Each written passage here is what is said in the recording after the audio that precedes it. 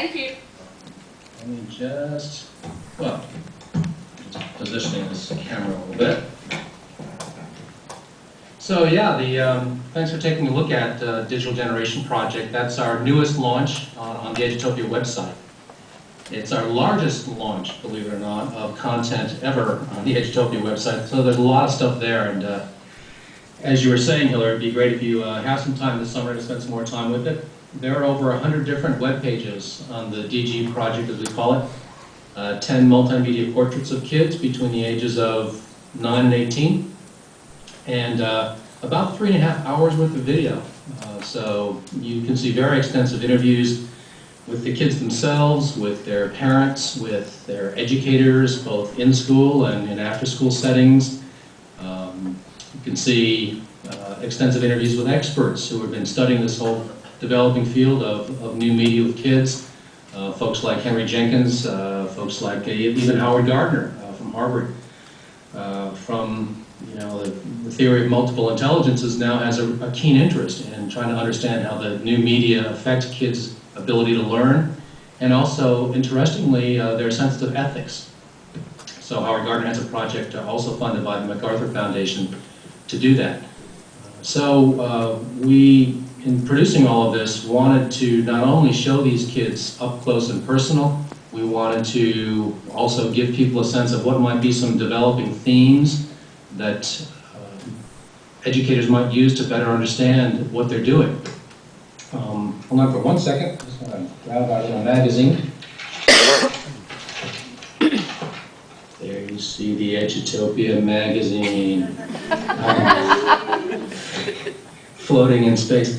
So these are 10 kids ages 9 to 18 from around the country, and what I like about them is they have so many different kinds of backgrounds and geographies. They come from urban areas, suburban areas, rural areas. I don't know if you had a chance to look. Are you able to show the page where the digital portraits are? Are you able to go to the website, or is it up on a screen somewhere? Yes. Yes, Milton, we've got the page up, the Edutopia page on a different screen, so they're actually looking at a picture of Dylan right now, age 13. Oh yeah. So there you see it. Yeah, there's Dylan from New Hampshire, and Cameron is only 11 from Indiana, Nafisa who's 18 from the Bronx. A very wide range of kids, and what they have in common is the way in which they've embraced the new media. These kids, in many respects, are kind of special, but in other respects aren't. If you look at, they're teenagers using Facebook.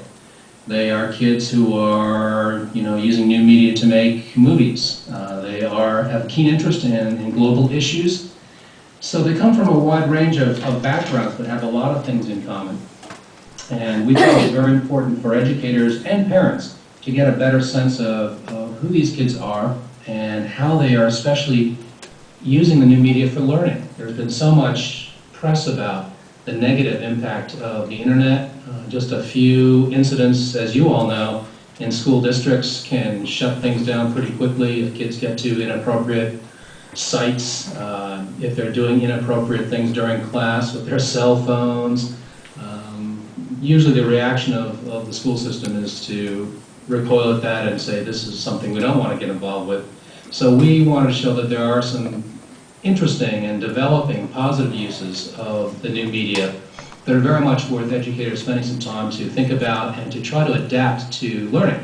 So I know that's what all of you are doing, and we hope that these portraits will be helpful in not only sharing the new habits of kids, but also maybe persuading school boards, policy folks, legislators, that these new media are very much something that we want to devote to more positive purposes.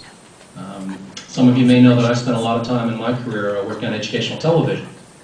So I've been fighting this battle for a long time. I would agree that I think kids spend too much time with media. This has certainly been true with television throughout the decades, and now as we see with the new media, kids spending at least 4 or 5 hours a day with a combination of television, the internet, games, and other media. They're actually doing about 6 hours worth of use in 4.5 hours, I think the latest figures were, because they're multitasking. During those 4.5 hours, they're spending time on several different media. So the amount of use is somewhat concerning, but importantly, it's, I like to say, we don't want to just throw the baby out with the bathwater. We want to then say, well, if kids had maybe 2 hours of use, we used to say that around television. Let's cut down on the total amount, but let's devote the amount that they have outside of school to more educational purposes. So that's really the purpose of the Digital Generation Project. And we hope that more policy folks in particular, we do sense that certainly at the U.S. Department of Education with their new thinking, we'll put it that way, around what can now be done with learning, the need to improve and give kids more powerful experiences, embracing of technology, of the innovation that's possible. We hope that what we're doing in Edutopia, and especially with this new launch of Digital Generation, can be conversation starters.